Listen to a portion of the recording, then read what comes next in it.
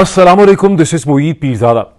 4 अगस्त 2024 को मेरे सामने बहुत सी इंटरेस्टिंग, अहम और बड़ी दिलचस्प किस्म की डेवलपमेंट्स हैं जिनका ताल्लुक former prime minister Pakistan Imran Khan से भी है, जिनकी गिरफ्तारी को पूरा एक साल 4 अगस्त 2024 को हो गया है। जब किसी चीज़ को एक साल होता है तो उसकी सालगिरह बनाई जाती है, केक काटे जाते हैं, लेकिन ये एक ऐसी सालगिरह है जिसमें दुनिया भर में मुजाहरे होंगे। जो बरतानिया में तो 4 अगस्त को ही शुरू हो गए हैं, मुख्तलिफ मकामात पे अमेरिका में भी हो रहे हैं, 5 अगस्त को पाकिस्तान में भी हो रहे हैं, ऑस्ट्रेलिया, न्यूजीलैंड में, दुनिया के हर बड़े शहर में ये मुजाहरे होंगे। और पाकिस्तान में जो मुजाहरा होगा सवाबी में, सवात के अंदर, खैबर पख्तूनख्वा में, उसके बारे में पाकिस्तान के टेलीविज़न चैनल और ज़राए इब्लाग को हुक्म दिया गया है कि उसकी किसी भी किस्म की कवरेज नहीं करनी। लेकिन इसके अलावा सुप्रीम कोर्ट के 2 मुअज़्ज़ज़ जज साहिबान ने जो सोफिस्ट्री की है वो भी बहुत इंटरेस्टिंग है। पाकिस्तान टेली कम्युनिकेशन अथॉरिटी जो है किस किस्म की ड्रामाबाजी कर रही है, कश्मीर पे पाकिस्तान की हुकूमत का क्या मौक़िफ़ है, और फिर दर्जनों किस्म की चीज़ें जो इससे रिलेटेड हैं, इन सब पे मैं बात करना चाहता हूँ। लेकिन सबसे पहले मैं आपको याद करवाऊँगा कि इस चैनल को सब्सक्राइब करें, बेल नोटिफिकेशन जो है उन्हें खोलें, इसकी वीडियो को शेयर करें, वीडियो के ऊपर कमेंट करें, वीडियो को लाइक करें। और वैसे यह है कि जनरल साहिबान की जो फायर वॉल है उसके साथ एक छोटा सा हाथ हो गया है, और अभी आप ज़रा सा वक्फा डालें तो मैं आपको बताता हूं कि जनरल साहिबान की फायर वॉल के साथ किस किस्म का हाथ हुआ है। जनरल साहिबान की शरीफ जरदारी आसिम रजीम की जो फायर वॉल है, जिसके ऊपर अरबों रुपए खर्च किए जा रहे हैं, 2 बरस से सैकड़ों लोग, शायद हज़ारों लोग इसके ऊपर लगे हुए हैं, उसके साथ हाथ हुआ क्या है? वो हाथ ये हुआ है कि आपने अक्सर, आप में से लोगों ने, कई लोगों ने कहा कि आप लोगों ने जब कमेंट दिया, अपना फीडबैक दिया, तो आपने कहा कि मेरे होम पेज के ऊपर तो आपका चैनल नज़र आ रहा है, मैं तो देख सकता हूँ, मेरी तो नोटिफिकेशन में आ रहा है। और मैंने खुद भी कई दफ़ा देखा कि ज़ोर तो ये बहुत लगा रहे हैं, लेकिन 25-30% से ज़्यादा का फ़र्क जो है वो पड़ा नहीं है हमारी कम अज़ कम व्यूअरशिप में। इसकी वजह आखिर है क्या? अब पाकिस्तान के एक रिस्पेक्टेड सहाफ़ी जनाब हमाद हसन साहब का, जिनका मैं अब आपको छोटा सा वीडियो का टुकड़ा भी सुनाता हूँ, उन्होंने इंकशाफ किया है कि भाई लोग जो अपनी बड़ी मेहनत करके फायरवॉल चीन से ख़रीद के लाए थे, हाथ इनके साथ ये हुआ कि इमेजिनेशन की कमी थी। ख़रीदते रहे फायरवॉल, इनको ये अंदाज़ा ही नहीं हुआ कि चाइनीज़ ने जो फायरवॉल बनाई है वो उन्होंने अपने हिसाब से बनाई है, चाइनीज़ टेक्नोलॉजी को कंट्रोल करने के लिए। और चूँकि चीन के अंदर तो कोई यूरोपियन या अमेरिकन टेक्नोलॉजी की मोबाइल कंपनीज हैं ही नहीं, उनकी अपनी ही मोबाइल कंपनीज हैं, फेसबुक वगैरह भी उन्होंने अपना ही बनाया हुआ है, यूट्यूब भी वहाँ पर नहीं है। तो जब इन्होंने चीनी साख्त की फायरवॉल का अतलाक़ जो है वो पाकिस्तान की मोबाइल मार्केट के ऊपर किया, जो आपको याद रहे कि पाकिस्तान में तकरीबन 80-85 से 90% जो इंटरनेट लोग इस्तेमाल करते हैं, जो वाईफाई इस्तेमाल करते हैं, वो basically mobile phone related wifi है। पाकिस्तान के अंदर जो नयाटेल टाइप कंपनियां घरों में वाईफाई प्रोवाइड करती हैं, वो 10%, 8%, 12% से ज़्यादा उसकी डिस्ट्रीब्यूशन जो है वो सप्लाई नहीं है। सो पाकिस्तान के अंदर जो बड़ी कंपनीज़ हैं, उसमें जैसे जैज़ है, उसके अंदर टेलीनॉर है, उसके अंदर यूफोन है, वो यूरोपियन तरस की टेक्नोलॉजी इस्तेमाल करती हैं। सो इनकी फायरवॉल जो है, जिस पे लगे रहे हैं 1 महीने से, उमर चीमा साहब की स्टोरी की खबर निकाल के, उसका अतलाक़ जो है वो सिर्फ और सिर्फ जोंग पे ही हुआ है, जिसकी टोटल डिस्ट्रीब्यूशन जो है वो 20-25-30% तक की है, और बाकी कंपनीज की जो टेक्नोलॉजी है उस पर वो असरअंदाज़ नहीं हो सकी। अब इस नाकामी के बाद पता चला है कि इस फायरवॉल की कंप्लेन जो है वो चाइनीज़ से की जा रही है कि भाई ज़रा इस पर गौर करें। और ज़ाहिर है, आप अंदाज़ा लगाएं कि करप्ट तो इतने हैं कि इन्होंने, चीनी पाकिस्तानी करप्शन में भाई भाई हैं, कमीशन माफिया में।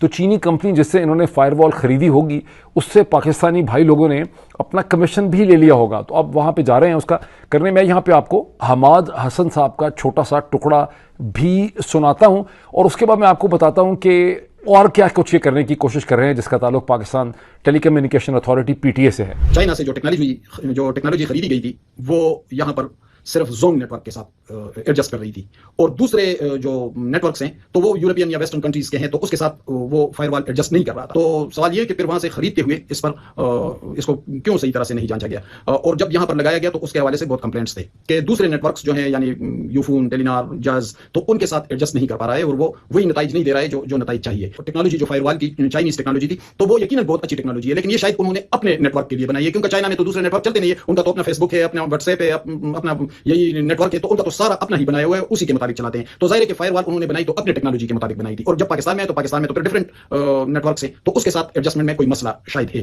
तो मेरे मालूमात के मुताबिक उस टेक्नोलॉजी को वापस भेजा गया है। अब देखिए, चौधरी निजामुद्दीन के लोगों के दरमियान में और चीनी कंपनी के दरमियान में कमीशन और पैसों के मामला तभी जब तक तय नहीं होंगे, इसमें कुछ हफ्ते और कुछ महीने और लगेंगे और फिर इनकी कोई फायरवॉल जो है रीस्ट्रक्चर हो पाएगी। इसका मतलब है चंद हफ्ते या चंद महीने तो थोड़े हमें कोई रिस्पाइट के मिल जाएंगे, लेकिन इसका ये मतलब नहीं है कि हमने गाफिल होना है, हमने अपनी एफर्ट करते रहना है, बिकॉज और भी कई मल्टीपल मैकेनिज्म्स के ज़रिए ये हमारी आवाज़ को और हमारे ताल्लुक़ को सप्रेस करने में लगे हुए हैं।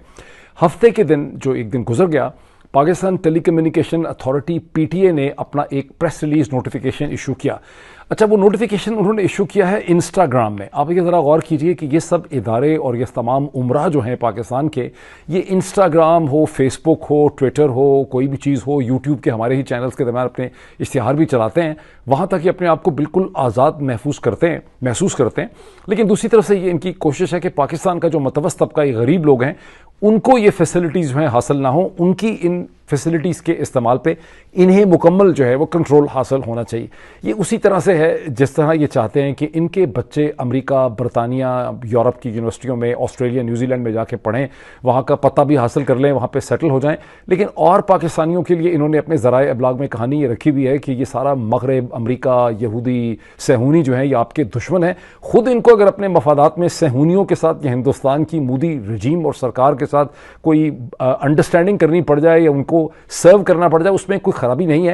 लेकिन पाकिस्तान के लोगों को आलम बेवकूफ़ी में रखने के लिए इनको फायरवॉल्स भी चाहिए, इनको तमाम नैरेटिव भी कंट्रोल करना है, इनको रेडियो पाकिस्तान, पीटीवी किस्म का नैरेटिव चाहिए, या इनको वो शक्ल चाहिए मीडिया की जो इस वक्त इन्होंने पाकिस्तान के अखबारात की, पाकिस्तान के अंदर जो सोशल मीडिया है उसकी बाहर लार्ज बनाई हुई है और जो इन्होंने पाकिस्तान के टेलीविज़न चैनल्स की बनाई हुई है।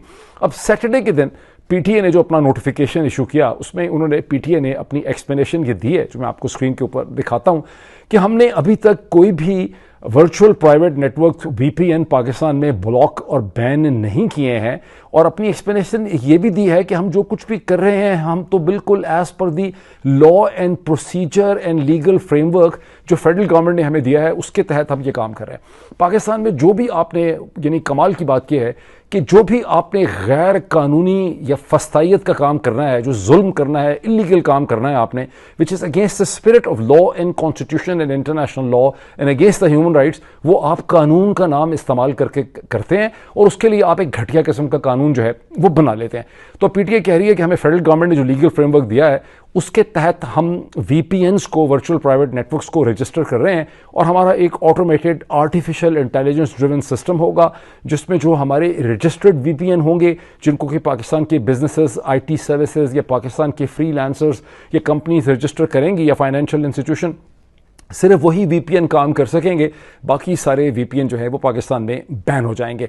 और इस हवाले से जुमेरात के दिन पार्लिमानी कमेटी जो थी उसको पीटीए के चेयरमैन जो हैं जान साहब, उन्होंने एक ब्रीफिंग भी दी।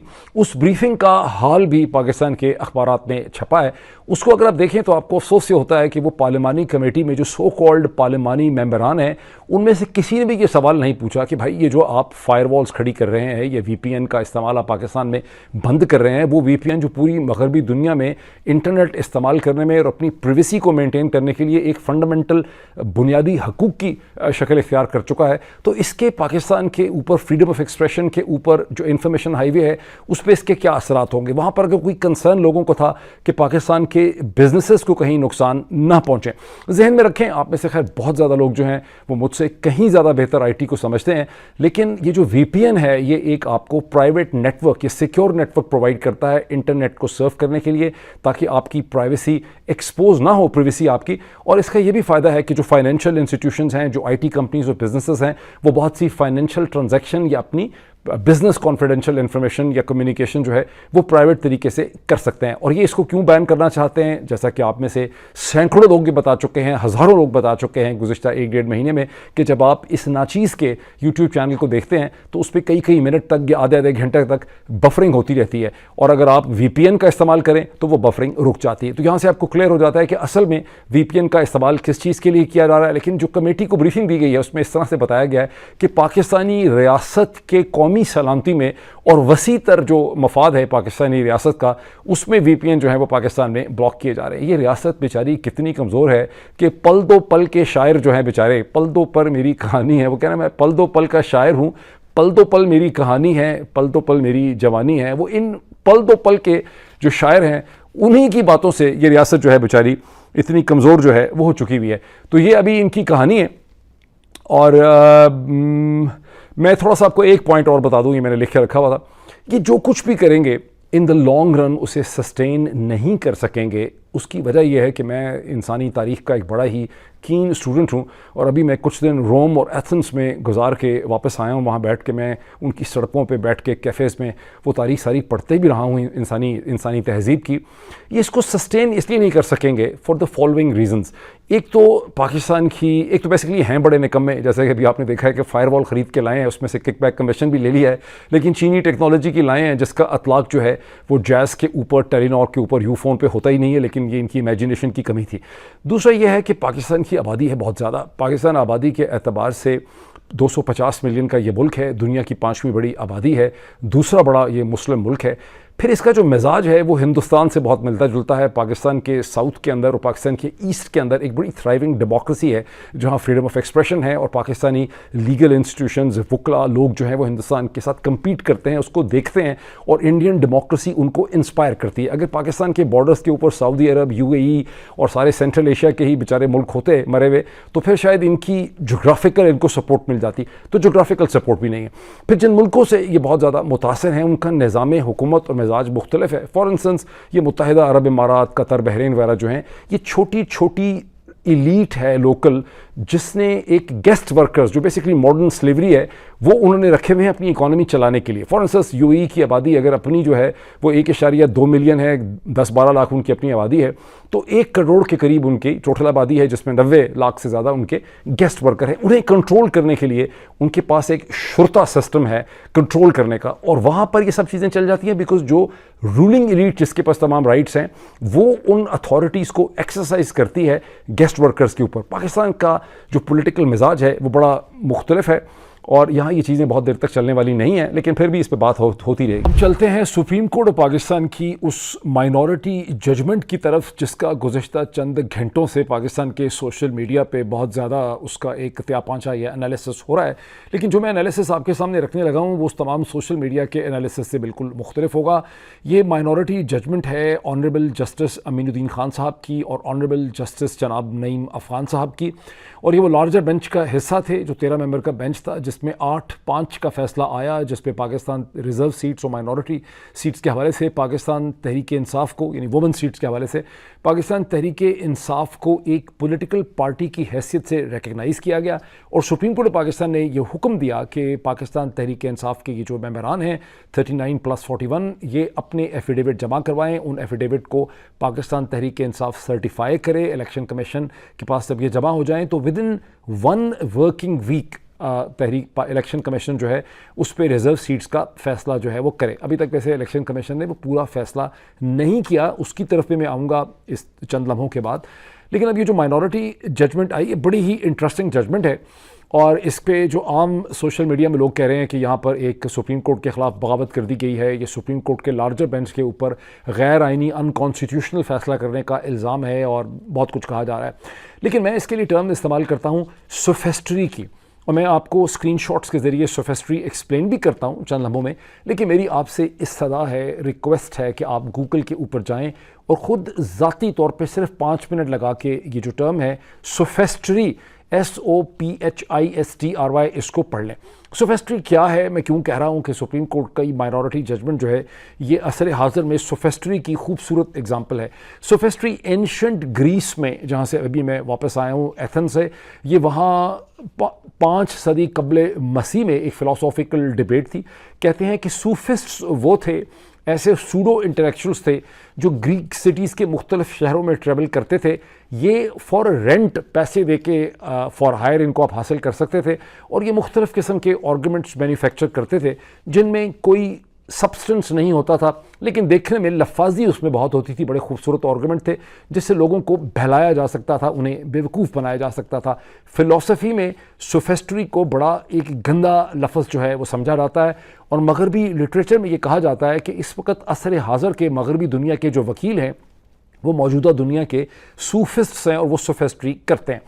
अब justice honourable justice Aminuddin Khan साहब ने और ऑनरेबल जस्टिस नईम अफगान साहब ने ये जो सोफेस्ट्री का डिसीजन किया है, ये है क्या?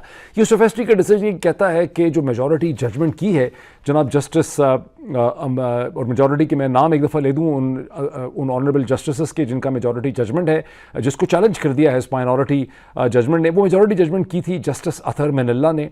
वो जजमेंट थी जस्टिस आयशा मलिक साहिबा की, उसमें जस्टिस मंसूर अली शाह साहब, justice Munib Akhtar, honourable justice Mohammad Ali Mazhar, justice Azhar, justice Shahid Waheed and justice Saadat Khan साहब। और वो जो मेजॉरिटी जजमेंट है उसके बारे में अब ये माइनॉरिटी जजमेंट ये कहती है कि मेजॉरिटी ने जुल्म कर दिया, पाकिस्तान के आइन का कुंडा कर दिया और उसकी शिक और आर्टिकल 175, 185, 51 सबका कुंडा कर दिया है, पूरे आइन को बदलना पड़ेगा। अब आप पूछें कि इतना बड़ा इल्ज़ाम उन्होंने क्यों लगाया, आखिर क्या है उसमें? वो कहते हैं कि जनाब वाला यहाँ पर तो सुप्रीम कोर्ट पाकिस्तान के सामने जो प्लेंटिफ था वो तो सुन्नी इत्तेहाद काउंसिल था। सुप्रीम कोर्ट ने प्लेंटिफ को तो दिया ही कुछ नहीं, प्लेंटिफ बेचारा जो है उसको सुना ही नहीं और उल्टा एक नई सियासी जमात खड़ी कर दी जिसका नाम है पाकिस्तान तहरीक इंसाफ। और पाकिस्तान तहरीक इंसाफ जो कि एप्लीकेंट था ही नहीं पेशावर हाई कोर्ट में और सुप्रीम कोर्ट के सामने, उसको रिलीफ दे के पाकिस्तान की नेशनल असम्बली और प्रोविंशियल असम्बली के अंदर एक नई जमात खड़ी कर दी है पार्लिमानी। और ये इतना बड़ा जुल्म हो गया। सुन्नी किसके साथ हुआ है ये जुल्म हो गया है सुन्नी इत्तेहाद काउंसिल के साथ। ठीक है, ये माइनॉरिटी जजमेंट है। अब आप जाके थोड़ी सी रिसर्च करें कि लफ्ज़ सोफेस्ट्री का मतलब क्या है, फिर मुझसे आप शायद इत्तेफाक करें कि ये सोफेस्ट्री के अलावा कुछ नहीं है और इसमें ज़ाहिर होना भी कुछ नहीं है और ज़ाहिर इसमें से कुछ निकलना नहीं है। मेजॉरिटी जजमेंट आ चुकी है। अब सवाल ये पैदा होता है कि मेजॉरिटी जजमेंट पे अब तक इलेक्शन कमीशन ऑफ पाकिस्तान ने किया क्या? लेकिन अब देखें कि पाकिस्तान की तारीख का, बल्कि यूं कहिए बरे-सगीर हिंदुस्तान पाकिस्तान की तारीख का जो सबसे बड़ा सूफिस्ट है वो क्या कर रहा है। ये सबसे बड़ा सूफिस्ट है, इसका नाम है राजा सिकंदर सुल्तान। बिकॉज ये जो भी चीज़ करता है उसमें सिर्फ सोफेस्ट्री होती है। अब ये अब तक सुप्रीम कोर्ट ऑफ पाकिस्तान की जो मेजॉरिटी जजमेंट थी वुमेन एंड माइनॉरिटी सीट्स के, उसके ऊपर ये बैठा हुआ है। इसकी सोफेस्ट्री ये है कि इसने 39 मेंबरान के हवाले से पहले एक नेशनल असम्बली का नोटिफिकेशन इशू कर दिया, उसके बाद एक प्रोविंशियल असम्बली का नोटिफिकेशन इशू कर दिया, साथ ही ऐलान कर दिया, प्रेस रिलीज कर दी। क्या इससे आगे हमें समझ नहीं आ रहा कि सुप्रीम कोर्ट का हमने क्या करना है? क्योंकि तहरीक इंसाफ के सिर्फ यही 39 ही मेंबरान थे जिन्होंने अपने आप को आइडेंटिफाई किया था एज तहरीक इंसाफ। बाकी 41 के तो हमें अभी तक नोटिफिकेशन मिले ही नहीं है। तो हम सुप्रीम कोर्ट ऑफ पाकिस्तान के पास जाएंगे उनसे पूछने के लिए कि मौला परवरदिगार हमें बता दें, हम बड़े कंफ्यूज्ड हैं कि आगे हमने करना क्या है। और उसके बाद आपको याद है कि पाकिस्तान तहरीक इंसाफ के जो मरकज़ी सेक्रेटेरिएट है उस पर पुलिस का धावा डाला गया और वहाँ से रऊफ़ हसन साहब और 8 और जो लोग थे सोशल मीडिया के, उनको गिरफ्तार करके उनके ऊपर डिजिटल टेररिज्म का केस डाल दिया गया। वहाँ मकसद यह था कि वो एफिडेविट चोरी करने थे। लेकिन अब मतीउल्लाह जान साहब ने बड़ा एक इंटरेस्टिंग ट्वीट लिखा है और बड़ा इंटरेस्टिंग माना खेज ट्वीट है जो मैं आपको स्क्रीन के ऊपर दिखाता हूँ। वो ये कह रहे हैं कि 26 जुलाई को तहरीक इंसाफ ने गिरते पड़ते दोबारा वो 41 एफिडेविट हासिल करके उन्हें as per the orders and instructions of Supreme Court of Pakistan उनको सर्टिफाई करके इलेक्शन कमीशन में यानी राजा सिकंदर सुल्तान साहब की मुमलिकत में जमा करा दिया उनके दरबार में। उसके बाद से इलेक्शन कमीशन को as per the orders of Supreme Court majority judgment एक हफ्ते के अंदर रिजर्व सीट्स, एक हफ्ते वर्किंग, एक हफ्ते के अंदर रिजर्व सीट्स माइनॉरिटी सीट्स का फैसला करना था, जो अभी तक इलेक्शन कमीशन ने किया नहीं है। और अगर उसमें से छुट्टियां निकाल दें तो 6 अगस्त उसका आखिरी दिन बनता है। अब मतीउल्लाह जान साहब का ख्याल है कि अब सवाल ये होता है कि काजी फायज़ ईसा साहब यहाँ पे क्या करेंगे? वही करेंगे जो उन्होंने इस्लामाबाद हाई कोर्ट के 6 जस्टिस की एप्लीकेशन जो थी, जो हैरेसमेंट के हवाले से थी, उसके ऊपर किया, उसके ऊपर लेके बैठ गए, इल्तवा में डाल दिया। ये यहाँ वो कोई फैसला करेंगे। अगर फैसला नहीं करेंगे तो उन्हें ये शक है कि ये मामला सुप्रीम जुडिशल काउंसिल तक जाएगा। अब पाकिस्तान के तारीख के ग़ालिबन सबसे बड़े व्लॉगर जो हैं इमरान रियाज, उन्होंने तो ये क्लेम कर दिया है, एनालिसिस दिया है कि यहाँ एक बहुत बड़ा फड्डा इस हवाले से होने वाला है। ये फड्डा होता है, ये कुछ और होता है, ये भी अब चंद दिनों में हमारे सामने आ जाएगा। 6 अगस्त तक वेट करना पड़ेगा। अब चलते हैं पाकिस्तानी तारीख, बल्कि यूँ कहिए असर हाज़िर की तारीख के सबसे बड़े प्रिजनर ऑफ कॉन्शियंस, ज़मीर के सबसे बड़े मुजरिम या मुलजिम की तरफ, जिसका नाम है इमरान खान, जो पाकिस्तान का फॉर्मर प्राइम मिनिस्टर है, जिसे 5 अगस्त 2023 को गिरफ़्तार किया गया था। और यूँ 4 अगस्त 2024 को इमरान खान की गिरफ्तारी का पूरा 1 साल हो जाता है। अमूमी तौर पे तो कहीं सालगिरह होती है तो केक काटे जाते हैं, लेकिन ये एक ऐसी सालगिरह है जिसमें दुनिया भर में मुजाहरे हो रहे हैं। आज के दिन 4 अगस्त 2024 में मैनचेस्टर और बर्मिंघम में, बरतानिया में इस हवाले से मुजाहरे हैं। अमेरिका में भी मुजाहरे होंगे और दुनिया भर में मुजाहरे होंगे। और पाकिस्तान में सवात, केपी में, सवाबी में 5 अगस्त को एक बहुत बड़ा मुजाहरा रैली होगी इस हवाले से, जिसके लिए गुज़िश्ता 72 घंटे में तमाम पाकिस्तान के ज़राए अबलाग को और टेलीविज़न चैनल्स को हुक्म दिया गया है कि ख़बरदार उसकी कोई झलकी, कोई ख़बर जो है, कोई किसी किस्म की कवरेज जो है सवाबी के जलसे की सामने ना आ सके। मेरे जहन में आज ये ख्याल पैदा हुआ, चूँकि साथ ही आज पाकिस्तान की हुकूमत ने, वफाकी हुकूमत ने, शहबाज शरीफ साहब ने कश्मीर के हवाले से योम इस्तेहसाल बनाने का फ़ैसला भी किया है। 5 अगस्त 2024 को हर साल मनाया जाता है। एक सवाल जहन में छुपता हुआ बड़ा मुश्किल सा पैदा होता है कि इमरान खान की गिरफ़्तारी 5 अगस्त ही को क्यों हुई, 4 अगस्त को क्यों नहीं हो गई, 3 अगस्त को क्यों नहीं हो गई, 6 को क्यों नहीं हो गई, 7 अगस्त को क्यों नहीं हो गई? क्योंकि 5 अगस्त 2019 में कश्मीर में मोदी सरकार ने कश्मीर का जुदागाना तशख़्ख़ुस ख़त्म किया था, आर्टिकल 370 को ख़त्म किया था, जिस पे इमरान खान ने पाकिस्तान की तरफ से शदीद रद्द अमल किया। बहुत उनका स्ट्रॉन्ग रिएक्शन था और ये तो अब ऑन रिकॉर्ड है कि पाकिस्तान के उस वक़्त के जनरल साहब जो हैं वो नहीं चाहते थे, कितना जनरल बाजवा जो हैं उनकी हिकमत अमली कुछ और थी, उनके कुछ मामलात और थे, वो इससे रिएक्शन के फेवर में नहीं थे। इसके बाद भी वो कोशिश करते रहे कि इमरान खान को समझाते रहे कि मोदी सरकार से ताल्लुकात बेहतर कर लें, कश्मीर आनी जानी चीज़ है, ख़त्म हो चुकी है कश्मीर का मामला। तो ये जो सिंबलिज़म होती है पॉलिटिक्स में, ये बड़ी इंपॉर्टेंट होती है। ये महज एक हादसा है कि इमरान खान की गिरफ़्तारी 5 अगस्त को ही हुई, या यहाँ पर भी एक मैसेज जो है वो शहबाज, जरदारी और बाजवा रजीम या आसिम रजीम की तरफ से दिया गया मोदी सरकार के मेंटोर्स को वाशिंगटन के अंदर। बिकॉज जो मेन झगड़ा था वो इजराइल नहीं था, मेन झगड़ा कोई फ़लस्तीन नहीं था, मेन झगड़ा रूस भी नहीं था। मेन झगड़ा जो इमरान खान का था बाइडेन एडमिनिस्ट्रेशन के साथ, उसका ताल्लुक साउथ एशिया से था। तो ये चीज़ अब अल्लाह ही बेहतर जानता है कि इसकी क्या हकीकत है, लेकिन पॉलिटिक्स में सिंबलिज्म बड़ा मैटर करती है। जब 16 दिसंबर 2014 को आर्मी पब्लिक स्कूल का सान्या हुआ, ट्रेजेडी हुई, तो जहनों में हमारे एकदम सवाल खड़ा हुआ कि 16 दिसंबर 1971 की पाकिस्तानी ट्रेजेडी थी, एक हमारा बड़ा तल्ख एक्सपीरियंस था, हमारे लिए बड़ा पेनफुल था। तो कहीं ये जो 16 दिसंबर 2014 का हमें झटका दिया गया, ये दोनों चीज़ें आपस में इनकी सिंबलिज्म तो कनेक्टेड नहीं है। बहरहाल अब इमरान खान की जो गिरफ्तारी है, थोड़ा सा मैं रिमाइंड आपको कर दूं कि इस गिरफ्तारी के स्ट्रेटेजिक गोल्स क्या थे। इस गिरफ्तारी के कम से कम 3 गोल थे।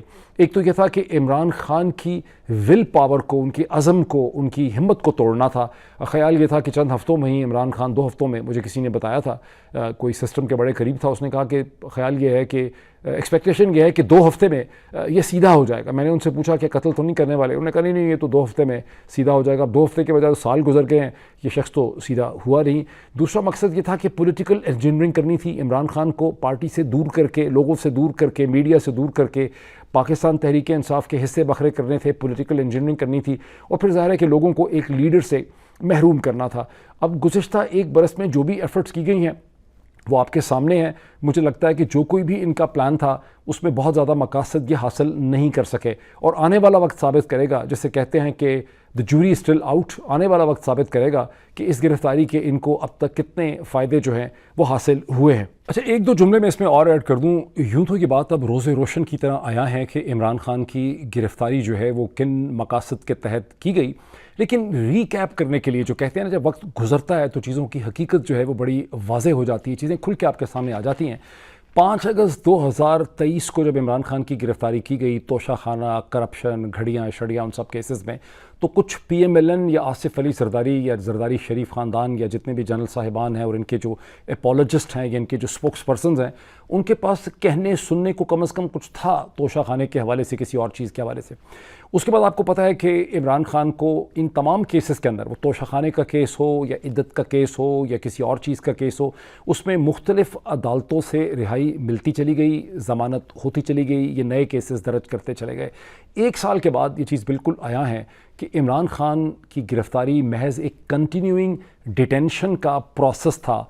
ये इनकी एक स्ट्रेटिजिक, इनका एक इनिशिएटिव था, इनकी एक हिकमत अमली थी, जिसका मकसद ये था कि इमरान खान की विल पावर को तोड़ना है, इमरान खान को अपनी पार्टी से अलग करके उसकी पार्टी को रीस्ट्रक्चर करना है, रीडिफ़ाइन करना है, पार्टी को री इंजीनियर करना है, पॉलिटिकल इंजीनियरिंग करनी है, और पाकिस्तान के लोगों को ये एहसास दिलाना है कि अगर तुम लोग ये समझते हो कि ये इमरान खान जो हर वक्त दुनिया के ज़राए अबलाग से बात करता है, हमने इसे बंद कर दिया है। तो अब 1 साल के बाद हम हमारे सामने कि इन्होंने क्या रिजल्ट्स हासिल किए हैं या क्या रिजल्ट्स हासिल नहीं किए, इसकी जजमेंट मैं आपके ऊपर छोड़ता हूँ। मैं आप लोगों से रिक्वेस्ट करूँगा कि मैं आपसे हमेशा रिक्वेस्ट करता हूँ कि कमेंट्स करें, अपने कमेंट्स में आज इसका एक एनालिसिस एक एक पैराग्राफ का ज़रूर करें कि एक साल की इनकी जो एफर्ट्स हैं उसके आउटकम को आप कैसे देखते हैं।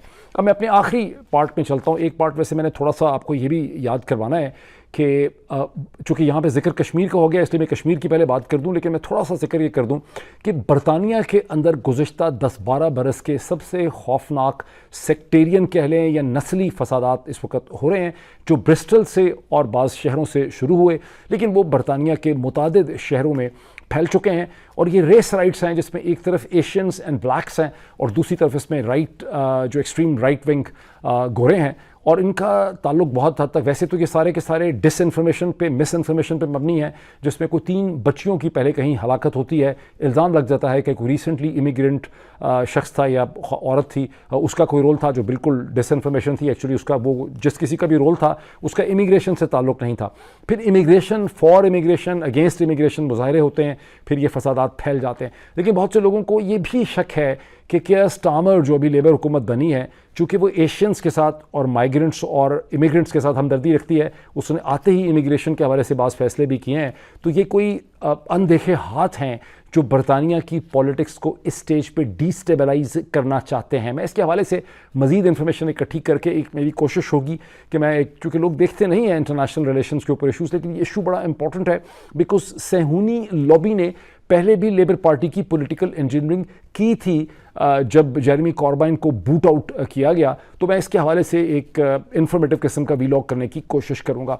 अब मैं वापस आ जाऊँ कश्मीर पे, जिसका 5 अगस्त 2019 से ताल्लुक़ है। हर बरस ये बताया जाता है कि पाकिस्तान की हुकूमत एक योम इस्तेहसाल यानी डे ऑफ एक्सप्लॉयटेशन मनाती है, और मंडे 5 अगस्त 2024 को फिर एक डे ऑफ यानी यही जो योम इस्तेहसाल है वो मनाया जा रहा है, जिसमें फॉर्म 47 के वज़ीर आज़म जो ख़ुद इस्तेहसाल किया हुआ है पाकिस्तान के लोगों पे, ज़बरदस्ती वज़ीर आज़म बन के एक आदमी जाली प्रिटेंडर को बिठाया हुआ है, वो मुज़फ़्फ़राबाद तशरीफ़ ले जाएंगे और मुज़फ़्फ़राबाद भी जाएंगे। उसके अलावा वॉक भी होगी कश्मीर के हवाले से, और पाकिस्तान के हर सूबे में, पंजाब, KP, GB, हर जगह जहाँ जहाँ पाकिस्तान के रीजन्स हैं, बलोचिस्तान, सिंध वगैरह, वहाँ पर कश्मीर के हवाले से मार्चेस होंगे।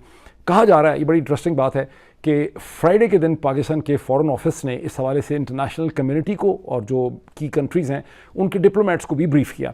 जो पाकिस्तान के फ़ॉरेन सेक्रेटरी जनाब डॉक्टर साइरस काजी साहब, जो बहुत ही पढ़े लिखे, बहुत ही इंटेलिजेंट आदमी हैं, अभी मज़ीद मैं उनके बारे में कुछ कमेंट्स करता हूँ, मेरा भी उनसे कुछ ताल्लुक़ है, तो उन्होंने डिप्लोमेट्स को ब्रीफ़ किया जिसमें 3 पॉइंट्स थे। एक, उन्होंने कहा कि इंटरनेशनल कम्युनिटी की ज़िम्मेदारी है कि मकबूजा जम्मू और कश्मीर में जो रिप्रेशन और जुल्म है उसे ख़त्म किया जाए, डायलॉग के लिए ताकि मसले का हल हो, एक एटमॉस्फेयर जो है वो वहाँ पे हमवार की जाए। लेकिन तीसरी उनकी डिमांड जो है वो बड़ी इंटरेस्टिंग है, और वो डिमांड ये है कि मुतालबा किया इंटरनेशनल कम्युनिटी से कि हिंदुस्तान की मोदी सरकार पे ये दबाव डालें कि जम्मू एंड कश्मीर के आर्टिकल 370 जो है उसको बहाल किया जाए। ये बड़ी इंटरेस्टिंग डिमांड है coming from Pakistan foreign secretary, जो बहुत ही पढ़े लिखे हैं, डॉक्टर साइरस काजी, और हमारे से भी उनका कोई छोटा मोटा ताल्लुक़ है, अभी मैं उसका जिक्र करने वाला हूँ।